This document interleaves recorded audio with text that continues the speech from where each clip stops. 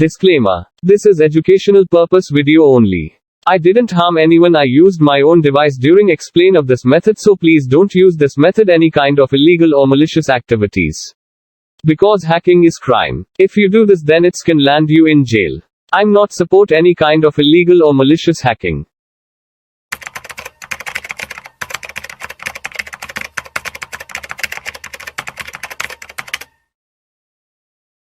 So I'm going to cd into that folder, and I'm going to run ls to see the contents. As you can see, we have this sh file. This is the main file, and before we run that, we have this settings file to set up. So I'm going to run leafpad settings in order to open this with a notepad, and we're going to adjust the settings from here. As you can see, first we have to choose the file type. So best way to do that is to go to downloads folder. Okay, previously we have downloaded an image, as you might remember, and as you can see, our image has the extension of JPEG. So I'm going to keep this as JPEG and move to the other one. So here we have the payload extension, and as you might remember, our payloads, our backdoors, has in fact the extension of exe.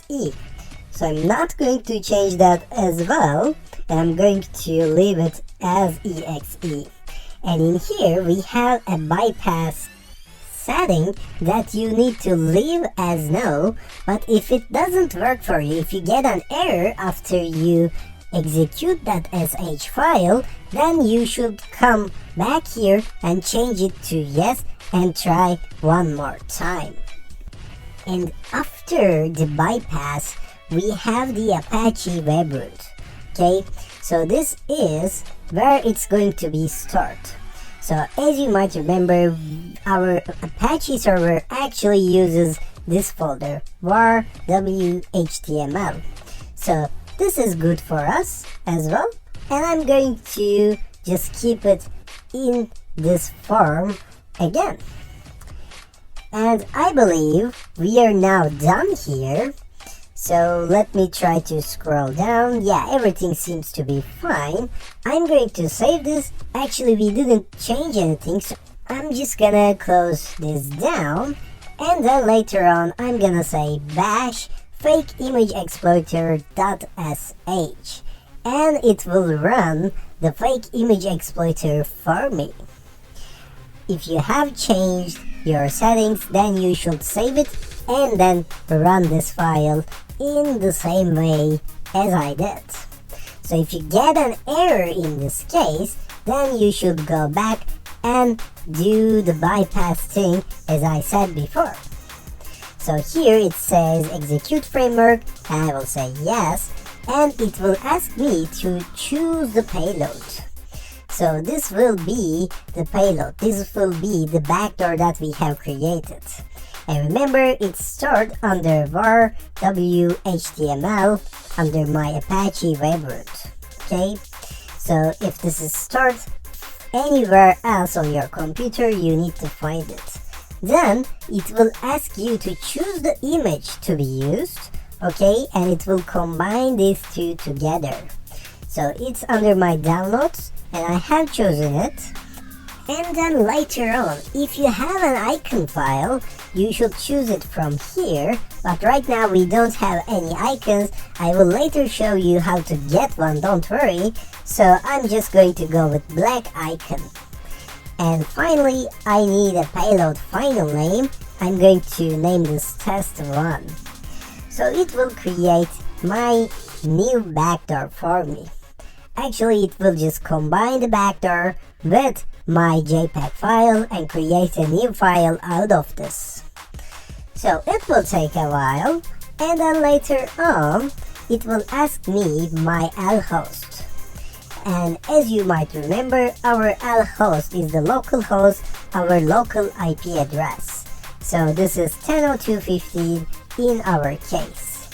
And the port is 8080. And as you can see, it asks us to choose the payload. So our payload is Windows Meter Printer Reverse HTTP. it even starts a handler for us. Okay, so in the previous section we did it with Metasploit framework, right? We have used multi-handler inside of Metasploit, and this fake image exploiter has its own multi-handler, and it just starts this for you.